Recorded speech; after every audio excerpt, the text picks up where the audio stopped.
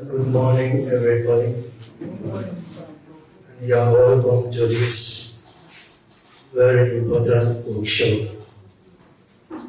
I'm not surprised if people in the environment do not know me, like Professor Supo was trying to say. At least I know one of the fathers of environment. The Goodwill State Environmental Protection Agency was started by me. And so, the pioneer chairman of that body, Conservation Foundation, the pioneer chairman, and other related environment. In fact, the Ministry of Environment made them force from what I started. Of the period of the Osima Jos, and then you can now take your mind back to when Nigeria became environmentally conscious. I have heard all that have been said. And because I don't know, I was asked to come and give a Goodwill, was invited to a round table discussion. And here I am. I am not even on the tripod table. I don't know how many sizes.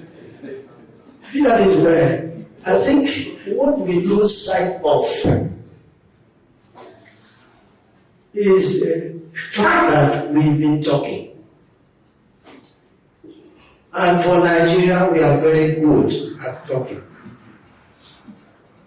And we've been talking for years. And I guess we are going to continue to talk without working. When somebody asked about Uyuru, I didn't want to say a thing. But I've done some work around there, published them and so on. But have we ever thought of how we can even identify the methane among the other gases? We mention all the places, even wetland that we are living close to and the rest, parties and so on, and we are all talking about open grazing and the ranch and all kinds of things. And those that are bringing them, and you give them room to come and excrete behind here or beside your building.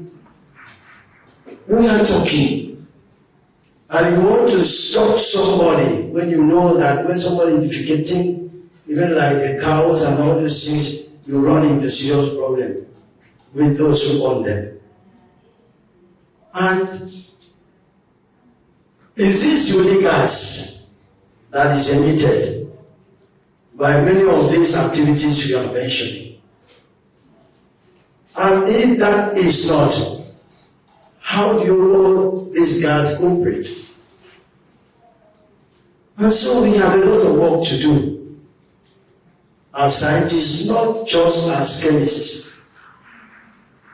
I remember sometimes, when there was an oil spill, we ran into trouble because we hardly identified which oil well was responsible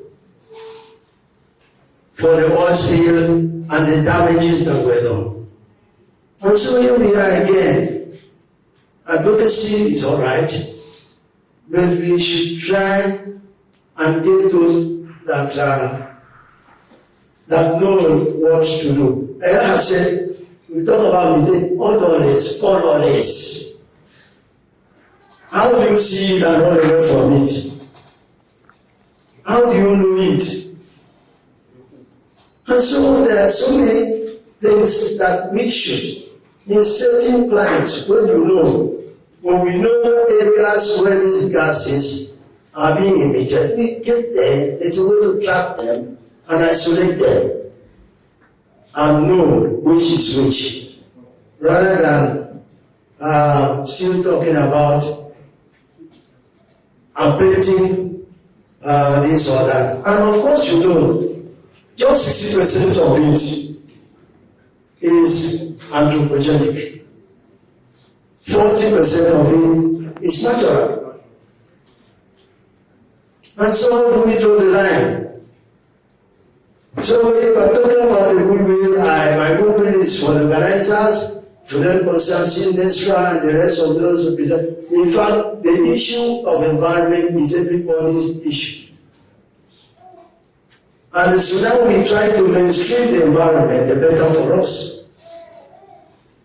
When we get into environmental mainstreaming, where all hands are on deck. Somebody is talking about, you said you are in philosophy. And that's what we are talking about.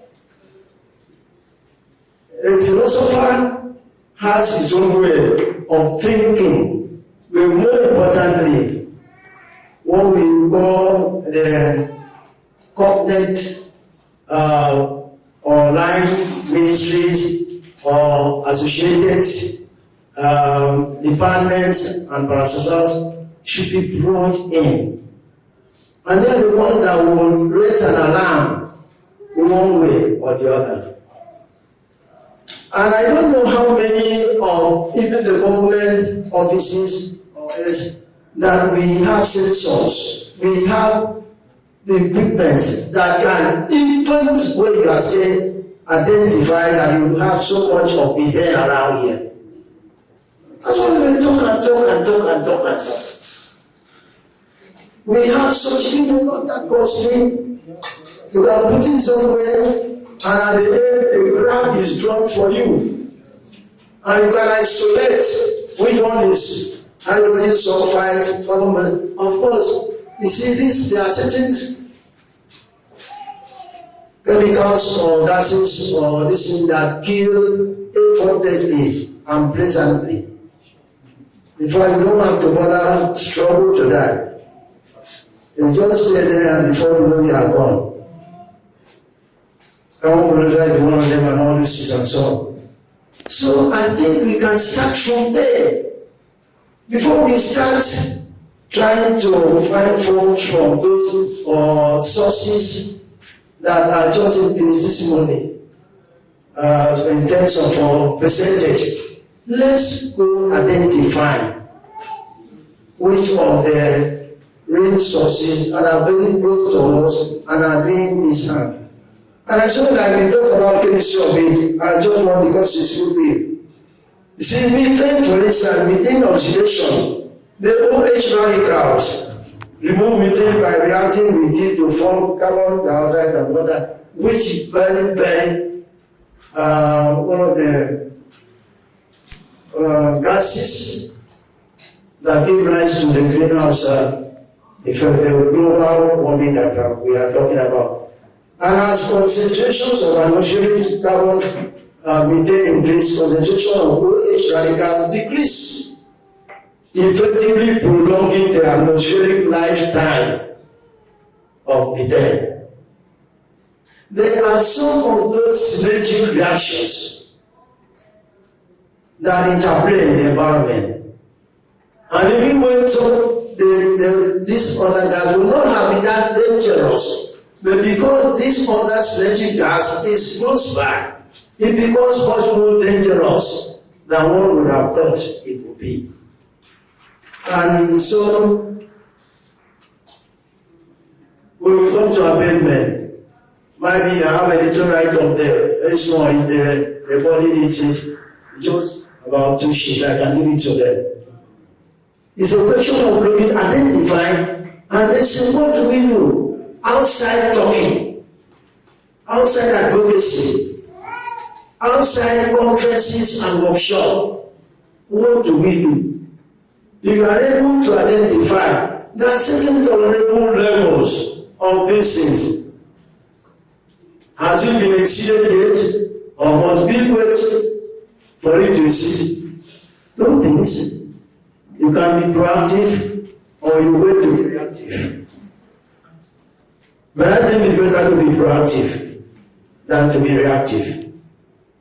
Because if you want to be reactive, depending on the proportion, of the reactants or what react, you may not be able to overcome what have been already in excess.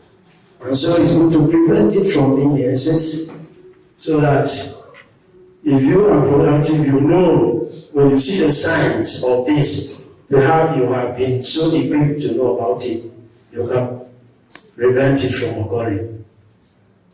Next time I'll talk more.